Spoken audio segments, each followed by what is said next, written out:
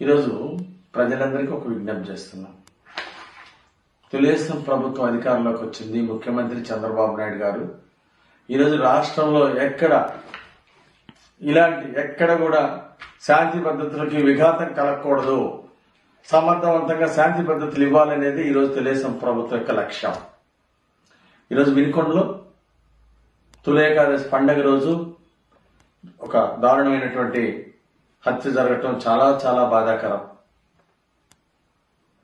దీనికి కారణం ఈరోజు హత్య చేసినటువంటి జిలాని, అలాగే చనిపోయినటువంటి వ్యక్తి ఇద్దరు వైఎస్ఆర్ పార్టీలో తిరిగినటువంటి వాళ్ళు, వైఎస్ఆర్ పార్టీ గ్యాంగ్ లో తిరిగినటువంటి వాళ్ళు, అలాగే వైఎస్ఆర్ పార్టీ లీడర్లతో తిరిగినటువంటి వాళ్ళు.